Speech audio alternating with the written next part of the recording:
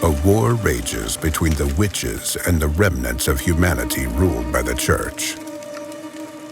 In a distant territory controlled by one of the witches, papal scouts have discovered a wreckage of a ship that had been lost for several centuries.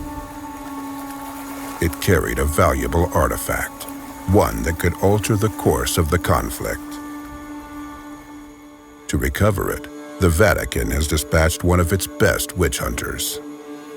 Only he can face the witch by means of his powerful magic. Hunters like him are called prayers, and the substance running through his veins that gives him arcane powers is known as Witchfire.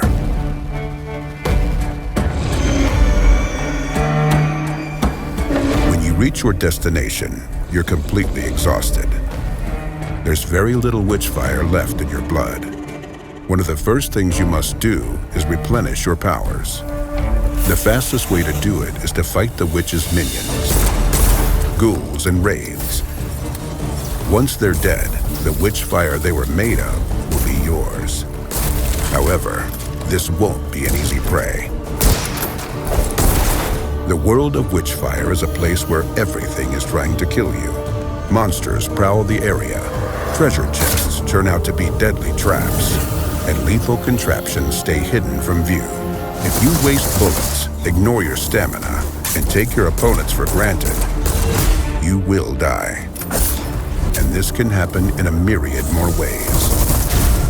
Getting killed means that you lose all your loot, although it's possible to recover it, and the monsters you've eliminated come back from the dead. What's even worse, once the witch senses the powerful intruder who hasn't died so far, she will start throwing deadly curses at you, called the calamities. These can raise the dead from their graves or conjure a fog to unleash a hunt for your soul. She will stop at nothing to drive you out of her realm. And if this doesn't work and you still brazenly cling to life, amassing more power and a greater arsenal, then the witch will dispatch new types of minions and set traps the likes of which you have not seen. The world will change, adapting to your progress. This means more Witchfire to collect, but also more challenges to conquer. You find refuge in an old hermitage, enveloped in a fog that hides you from the witch's sight. From here, you will venture into her domain, trying to find the villain's lair.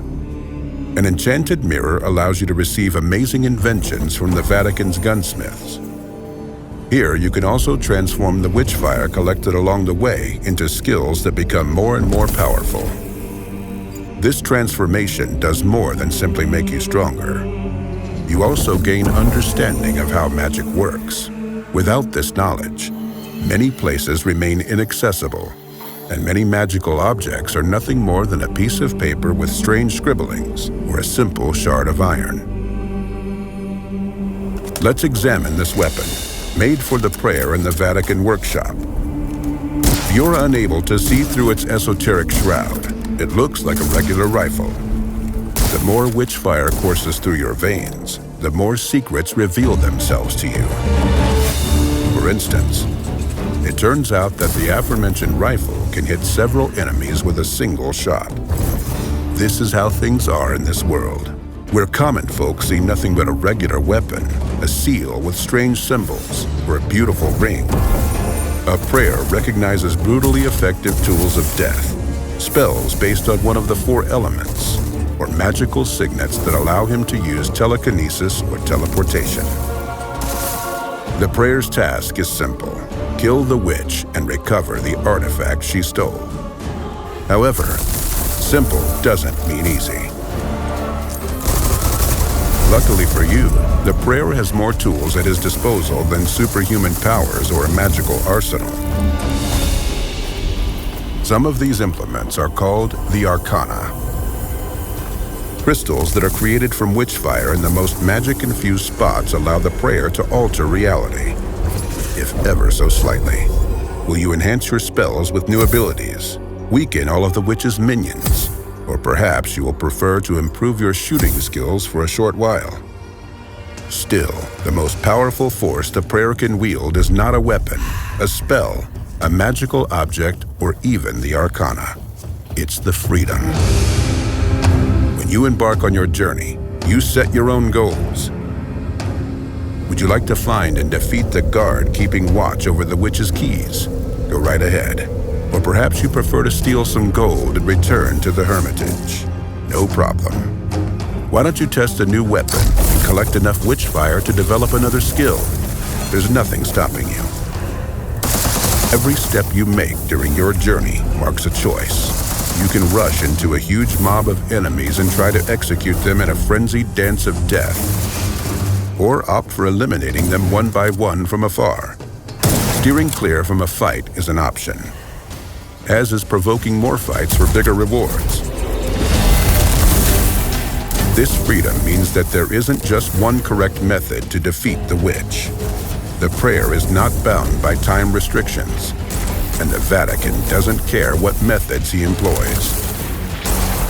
A sharpshooter's agile fingers, a tactician's analytical mind, or special powers and magical objects. You can pick, choose, and match freely to achieve your goal. These are the bare bones of Witchfire. Discovering the rest is up to you. But here's a final thought. The witch knows that the prayers are immortal. Her goal is not to kill you. Her goal is to take away your belief that she could be defeated. When faced with hardship, you decide whether to give in to despair or get back on your feet and resume the fight. Godspeed, prayer.